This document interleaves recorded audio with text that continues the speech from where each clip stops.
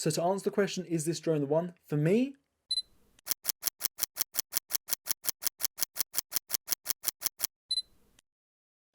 what's going on, guys? Welcome back to the channel. Today we're talking about the DJI Air 2S and answering the big question everyone wants to know. Is this the one? Before we jump into this, do me a favor and hit the like button. I've sprained my thumb. One like equals one prayer. Please help. But in all seriousness, if you don't mind hitting the thumbs up button down below, it will massively help me out. Consider subscribing while you're down if you're new. And yeah, that's it. Let's jump in. Okay, so back at the end of March, I released a video called What Drone to Buy in 2021. And in that video, I raved about the DJI Mavic Air 2 and how I felt like that was the perfect drone for me at that point in time to upgrade to. I'm currently using the DJI Mavic Air. That would be the one I would upgrade to if I was going to upgrade, which I'm still not sure, might upgrade, don't know yet. My drone works fine, but if I was going to, it would be that drone. And I also said that I was expecting DJI to bring out the Mavic 3 Pro at some point this year, because I said the gap between the Air line and the Pro line was getting smaller. What I wasn't expecting for DJI to do was to bring out a upgraded version of the Air 2 within a year. Wasn't expecting that. For context, they released the original Mavic Air back in January of 2018, and a few months later is when I got my one. They then released the Mavic Air 2 just over 2 years later in April 2020, and almost a year to the day, they then have announced the DJI Air 2S. They've scrapped the Mavic now. The significant thing about them dropping the Mavic out of the title is they're now truly separating the Air range as its own entity within the whole drone lineup. There is now the Minis, the Airs, the Mavics, instead of the Mavic being the whole umbrella name. So I'm not going to bore you too much with all the background behind this. All you need to know really is that I'm massively considering the DJI Mavic Air 2, and now the 2S has come out, and is that the one you should be going for? And we're going to go through the specs in this video and explain which one you should be going for, which one you should be thinking about. In my opinion, it's all completely my opinion, but looking at the facts and the different drones. So starting off the cameras, straight off the bat, the DJI Air 2S has now got a 1-inch sensor. This is the biggest sensor we've seen on any of the Air lineup, and that kind of gives it away that the Air 2S, this is where it's going to get confusing. The Air 2 only has a 1/2 inch sensor, so we're getting double the sensor real estate out of this new drone. So the performance from this new 1-inch sensor is you're getting 20 megapixel images, and you're getting a max resolution for video of 5.4K. So it tops out at 5.4K at 30 frames per second. It can also do 4K and 2.7K at 60 frames per second, and it can do 1080p at 120 frames per second. So an Air 2 has a sensor half the size at 1/2 inch. It tops out at 4K 60 frames per second and can also do 2.7K 60 frames per second. But it can also do 1080p 240 frames per second. So if slow-mo video is important to you in your drone, this is the better one in terms of slow-mo video, because you can get how slow is that? That's really slow. It's twice as slow as the DS2. Also, the Air 2 can deliver a 48 megapixel still image over the Air 2S's 20 megapixel still image. But do more megapixels necessarily mean a better photo? Sort of. So more megapixels are great because you're getting more detail, but if your sensor is smaller, you're just kind of cramming that extra detail into the image, and if your sensor is too small compared to how many megapixels you've got, it can actually have a negative effect on the image overall. Now, from my knowledge, there have been no issues at all with the Air 2's image quality. I haven't seen anything online about it being negatively impacted by the amount of megapixels, so I don't think that's relevant in this case. It's just something to be aware of, and to be completely honest, I think the higher level photographers will always reach for a larger sensor over larger megapixels. So pretty much in all ways, in terms of camera quality, the S2 actually comes out on top, unless slow-mo video is something that's really important to you, and that's where the Air 2 sticks out. The flight. So how do these drones perform overall? I think the most notable difference in the S2 to the Air 2 is the fact that it now has upwards facing sensors. Previous to this model, the Air range has always had forward sensors, back sensors and downward sensors, but they've now introduced upwards facing sensors in the S2. This works in conjunction with some additional AI features that they've now introduced into the S2, which they don't include in the Air 2. The most noteworthy feature that they've added is the ability to, at the press of a button, have it run through all the built-in features, all the stabilization, the orbital shots, the parallax shots, everything it does, it runs through all of these features in one go. This means you can now capture pretty much all the footage you need to do in pretty much just one click. And I think it's going to be especially appealing to travel influencers because it means you can just quickly press the button, you get all the footage and like location setting shots you need. And it means for every single location, you won't just have the same set of shots that you got at the last one. You won't just have an orbital because that's your go-to. You won't have whatever you're using. You'll get them all and you can mix up, and it'll add some really interesting clips to your footage. The transmission in 2S has also had an upgrade than the Air 2. The 2S is now running OcuSync 3 instead of OcuSync 2.5, I think is in the Air 2, which means you get an extra 2 kilometers transmission range over the Air 2's 10 kilometers.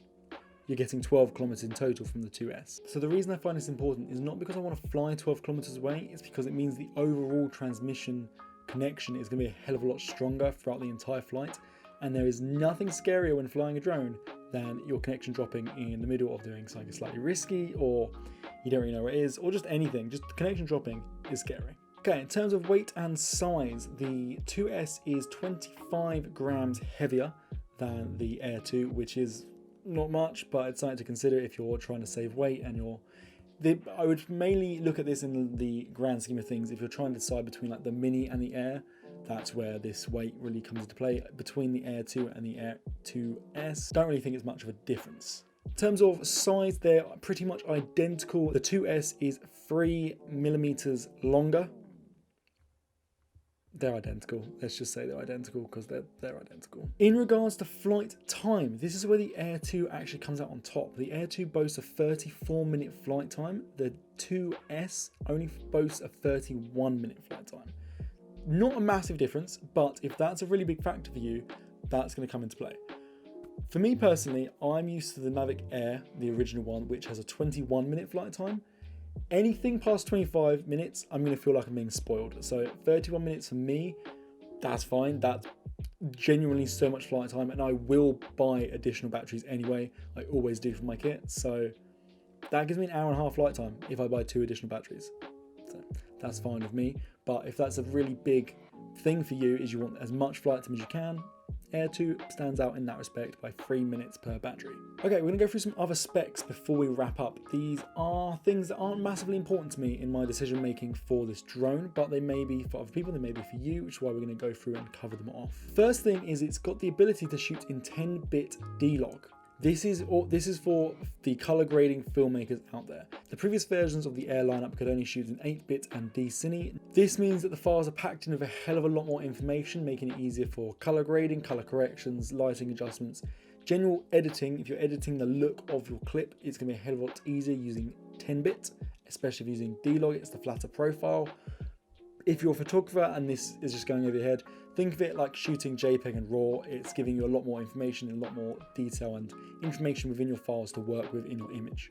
Downside of this is you're getting much bigger file sizes if you're using 10-bit D-Log, but that's a trade-off you make with all cameras. It's not specific to this. That's the trade-off you make if you want that much detail. Exactly, if you're going to shoot RAW, you need to deal with the RAW file sizes. This drone also has the ability to digital crop your images. At 4K, it can crop 4 times, and at 1080p, it can crop 8 times. You can't do any digital crops at 5.4K. The reason you would want to do this is it gives you the ability to capture a parallax look in your footage. If you're cropped in, it's almost like using a zoom lens and moving. It gives you parallax in the background. If you want to watch a video on that, you can search them on the YouTubes. Wow, that was the most boomer thing I've ever said in my life. You want to know more about parallax, you can find it on YouTube, but that's all you need to know for this video, is that you can get parallax looking footage by using this zoom feature. Now remember, if you're going to use 4 times digital crop on your 4K image, you're basically going to be getting 1080p footage because you're cropping in that much. You're losing that much of your resolution by cropping in. Personally, I think shooting at 5.4K and then cropping in post would be my preferred option for this. I would much rather shoot in the highest possible resolution, and it gives you more flexibility with your cropping.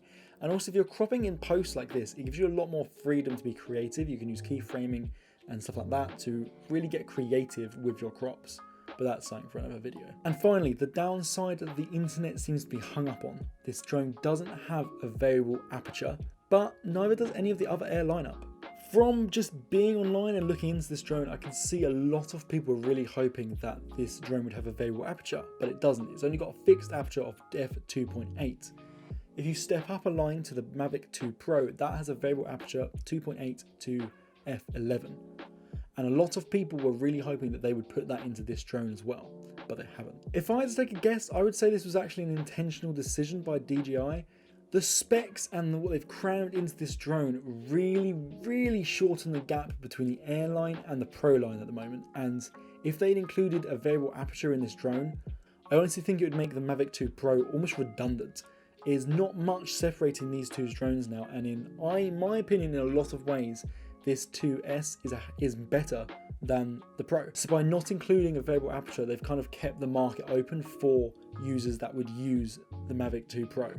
Also, on the topic of the Mavic 2 Pro, in my last video I did about drones, the what drone to buy in 2021, I said that I was expecting DJI to release a third version of the Pro this year. And I'm still standing by that statement. The fact that they've brought out this 2S and it's getting so close to the specs in the Pro, I am expecting at this point them to bring out a Mavic 3 Pro or something named similar later this year, which then sets the bar even higher. At this point in time, I don't think it's worth getting the Pro unless the variable aperture is really a big deal for you, because the 2S is just, they've just made such a good drone of it. I don't think it justifies spending so much more on the Pro right now.